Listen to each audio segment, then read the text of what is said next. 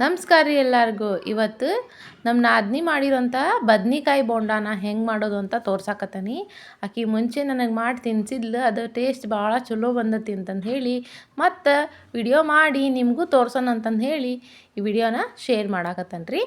ಮೊದಲಿಗೆ ನಾನಿಲ್ಲಿ ಒಂದು 2 ಟೇಬಲ್ ಸ್ಪೂನ್ ಆಗಷ್ಟು ಹಸೆ ಕಡ್ಲಿ ಹಿಟ್ಟು ಅಂದ್ರೆ ಬಜ್ಜಿ ಬೋಂಡಕ್ಕೆ ಯೂಸ್ ಮಾಡ್ತೇವಲ್ಲ ಅದೇ ಕಡ್ಲಿ ಹಿಟ್ಟನ್ನು ಹಾಕಿ ಒಂದು ಸ್ವಲ್ಪ ಸೆಣಗಾಳು ಅಂದ್ರೆ ಓಮ್ ಕಾಳು ಅಜ್ವಾಯಿನನ್ನು ಹಾಕ್ಯಾನಾಕತ್ತೀನಿ.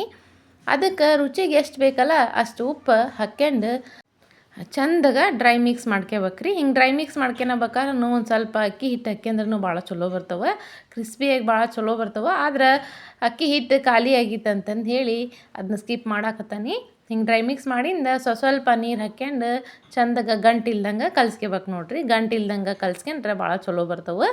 ಇದಕ್ಕೆ ನಡುವೆ 1 ರಿಂದ 1.5 ಟೇಬಲ್ ಸ್ಪೂನಷ್ಟು ಕಾದ ಎಣ್ಣೆ ಅಂದ್ರೆ ಫುಲ್ ಹಾಟ್ ಆಯಿಲ್ನ ಹಾಕ್ಯಣಾಕತ್ತೀನಿ. ಹಿಂಗೆ ಹಾಕಿಬಿಟ್ಟು ಮತ್ತೊಂದು ಸ್ವಲ್ಪ ನೀರು ಹಾಕ್ಯಂಡು ಮಿರ್ಚಿ ಬಿಡ್ತಾವಲ್ಲ ನೋಡ್ರಿ, ಮೆಣಸಿನ್ಕಾಯಿ ಬಜ್ಜಿ ಅಂತೀರಲ್ಲ, ಆ ಮೆಣಸಿನ್ಕಾಯಿ ಬಜ್ಜಿ ಬಿಡೋ ಅದಕ್ಕೆ ಈ ಹಿಟ್ಟನ್ನ ಕಲಿಸ್ಕೋಬೇಕು. ತೀರಾ ಮೆತ್ತಗಿರಬಾರ್ದು, ತೀರಾ ಗಟ್ಟಿನೂ ಇರಬಾರ್ದು ನೋಡ್ರಿ, ಈ ಕನ್ಸಿಸ್ಟೆನ್ಸಿ ಆಗಿರ್ಬೇಕು. ಹಿಂಗೆ ಕಲಿಸ್ಕೊಂಡಿಂದ ಕೊನೆಗೆ ಒಂದು ಸ್ವಲ್ಪ ಸೋಡಾ ಹಾಕಿ, ಒಂದು ಚಿಟಿಕೆ ಅಷ್ಟು ಸೋಡಾ ಹಾಕಿಬಿಟ್ಟು ಮತ್ತು ಕಲಿಸಿ ಒಂದು 10 ರಿಂದ 15 ನಿಮಿಷದಷ್ಟು ನೆನಿಲಿಕ್ಕೆ ಬಿಡೋಣ. ನೆಂದಷ್ಟು ಹಿಟ್ಟು ಬೋಂಡ ಭಾಳ ಮಸ್ತ್ ಬರ್ತವೆ. ಇಲ್ಲಿ ನಾನು ಮುಳುಗಾಯಿ ತೊಗೊಳಕತ್ತೀನಿ. ಮುಳುಗಾಯಿ ಅಂದ್ರೆ ಬದನೆಕಾಯಿ ತೊಗೊಂಡು ತುಂಬನ್ನು ತೆಗೆದ್ಬಿಟ್ಟು ಹಿಂಗೆ ಸ್ವಲ್ಪ ದೊಡ್ಡ ಪೀಸ ಮಾಡ್ಕೋಬೇಕ್ರಿ. ಆ ದೊಡ್ಡ ಪೀಸ್ನ್ಯಾಗ ಹಿಂಗೆ ಸೆಂಟ್ರ್ ಮತ್ತು ಒಂದು ಅರ್ಧದಷ್ಟು ಪೀಸ್ ಮಾಡ್ಕೋಬೇಕು. ಇದಕ್ಕೆ ಸ್ಟಫಿಂಗಿಗೆ ಅಂಥೇಳಿ ಒಂದು ಖಾರ ಚಟ್ನಿ ರೆಡಿ ಮಾಡೀನಿ.